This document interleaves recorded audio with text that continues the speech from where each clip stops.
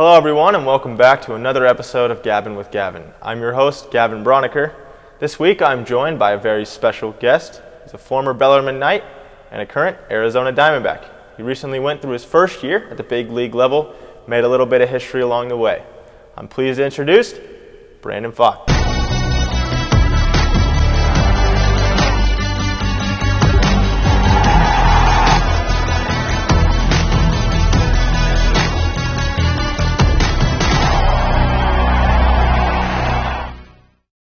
All right, Brandon, it's nice to have you on. Thanks for coming. Thanks for having me. Yeah. Also, obviously, you just had a pretty awesome year, very successful year. You guys made it to the World Series in your first year. Can you just talk about that experience a little bit, being with the group that you guys had? Yeah, I think the group we had was it was good. You know, we had a mix of young guys and veteran guys, and I think the younger guys were all fortunate to be able to play in the postseason and compete for the World Series. And I think you look back at some of the veterans on our team didn't get a chance to play in the postseason at all, and I think me being a rookie, we're fortunate to be in the position we are to compete in the World Series. Mm-hmm. I think one of the really cool things, they had the confidence to have you go game one of the wild card. Obviously, the wild card's changed a couple in the past years. It's not like winner take all, Right. but yeah, they had you go game one. That's obviously got to be a big testament to you. Can you talk about what that meant as a pitcher? Yeah, the way it lined up, they chose me to go game one, and that was pretty cool. That was special, and you know, you would say there's a lot of pressure as being a rookie and getting the ball game one, but at the end of the day, you just got to go out there and fight for your team, and that was my goal to give us a chance to win, and we ended up winning and making it to the DS and CS and then World Series. Mm-hmm. Do those games feel just a little bit different than the other ones, or like how do you steady yourself in that sort of environment? Yeah, it's weird because you show up to the park and it's just a normal day, right? Sure. And then you take BP, you're out there for BP, you're warming up and shagging fly balls, and then all of a sudden the game starts and you're like, this is different. Yeah. So I just think that's unique for the playoffs is you show up, you do the same routine that you've been doing all year, and then once the game starts, it's your life's on the line basically. Mm-hmm. That's what you got to play like, and I think that's the biggest difference that I noticed and took forward. Yeah, I think one thing that was pretty well documented in the postseason is how loud Citizens Bank Park was, and like how Right. cool of an atmosphere that was, and you got the opportunity to pitch there twice actually. Can you talk about what that was like?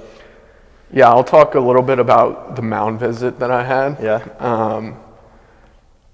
That place was the loudest place I've ever experienced. Yeah. Our pitching coach came out for a mound visit, and obviously he's right next to me. You should be able to hear him, but they're so loud. Yeah. That my ears were ringing and I could barely hear what he said. That's awesome. I remember him saying, blast them up and in, and then work the slider off of that. So I was like, and then he said a bunch of other stuff, but I was I didn't hear it because it was so loud. Yeah. And so I was like, you know what, I'm just going to take those few words and that's what I'm going to game plan and attack this guy. And that place is ridiculous. Yeah. It's, you know, we went there during the regular season and it was loud then, probably like a Tuesday at 4 o'clock. Yeah. So going into the postseason, we knew that they would turn up the volume and get things going. They certainly did. Mm-hmm.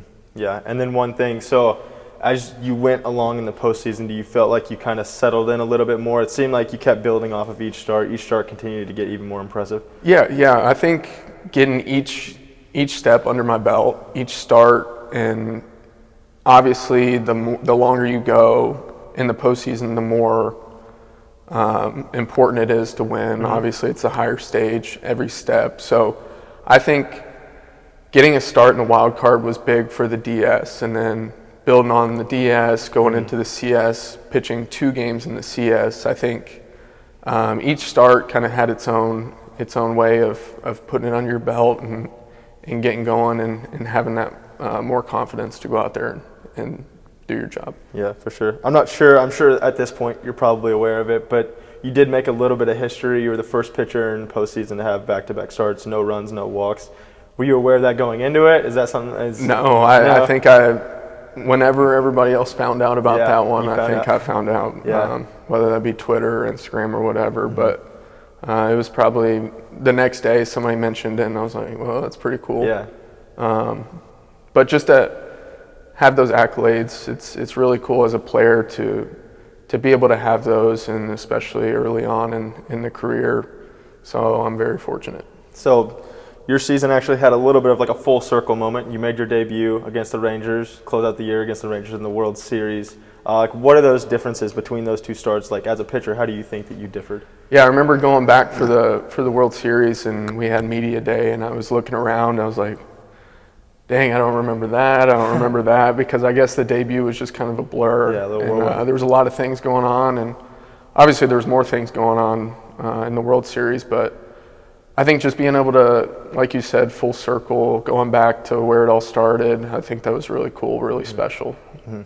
One thing that was also pretty well documented during the postseason especially is just kind of the up and down that you guys had, literally. You went from not knowing if you're going to make the team at opening day, you end up missing on that, but then you end up coming up later, making a couple starts, you get back down, up and down, and then you're able to really cement yourself as a big league pitcher later in the year. What do you think were the adjustments that you made in the minor leagues? I think there were two roads that we could have taken going down each time back to AAA, and I think we chose the right road and kept our head high, went down, worked on some things, and came back a better pitcher, and I think that definitely showed in the postseason and later on in the year. Yeah, and I think that definitely sets you up for a little bit of adversity. Like, you have to face that, go out there, just kind of set you up a little bit more, and it kind of showed on the mound in the postseason. Yeah.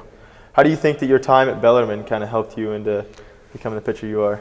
Man, there's a lot that Bellarmine taught me, and whether that be Larry Owens, the head coach at the time, I think, honestly, I don't know if I would have gotten drafted without his guidance and his word with me. And honestly, my time at Bellarmine was awesome. I enjoyed every moment of it, all 3 years, and I'm very fortunate for Bellarmine. Mm-hmm. You were a part of the team that won the D2 championship, is that right? The conference championship. Yeah. What was that like? That was awesome. I still remember it. Oh, yeah. I still remember taking those pictures at the end, holding up the trophy, and celebrating with the guys after. I think that was definitely one of the highlights of my Bellarmine career, and just being able to enjoy it with the group of guys that we had, and show everybody who Bellarmine was, and that we're ready to go in the years to come. And then obviously they transition to D1, and I think that's showing now.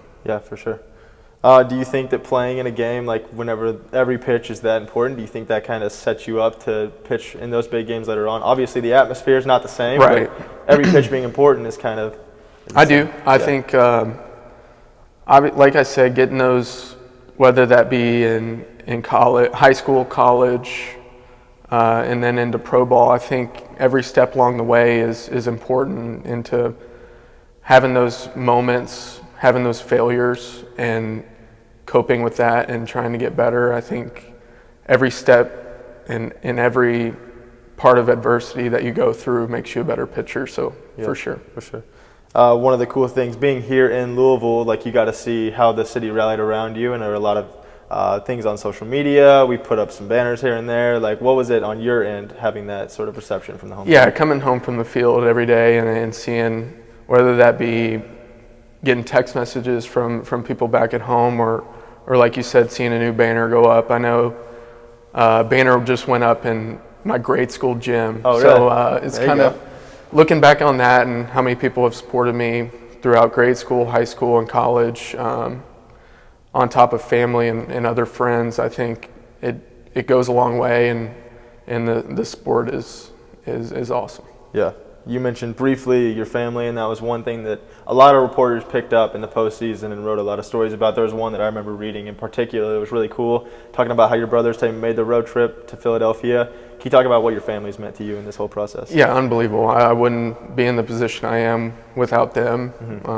Growing up and getting opportunities to play baseball and keep getting better at it, and having them there was probably the highlight of the whole postseason, and seeing them after the game, seeing videos of Brady and Brett cheering in the crowd, and having my grandpa there, I think it was super special, and looking back on it, that's one thing I'll remember forever for sure. Yeah, and it's pretty cool that in your Bellarmine career you got to play with both of your brothers. I'm sure that was a really cool thing for all of you guys. And yeah, playing with both of them. I remember my first appearance in college was Brady was catching, yeah. so that was super special, and just being able for them to show their support back towards me, and playing with Brett my last year, I think it was awesome. It was a dream come true. Mm-hmm. Does Brady ever squat down and catch you in the off season nowadays? He says he is, but he couldn't get back down there. Yeah. Well, that's all I got for you, man. I'm really thankful that you agreed to come onto this show. Yeah, thank you for having me. Yeah, we wish you the best of luck in your future career. Thank you. Thank you all for tuning in to another episode of Gabbin with Gavin. I hope you all enjoyed. This is the final show for this semester, so I want to thank you all for tuning in. I'll see you next semester with even more guests. Hope to see you then. Go Knights.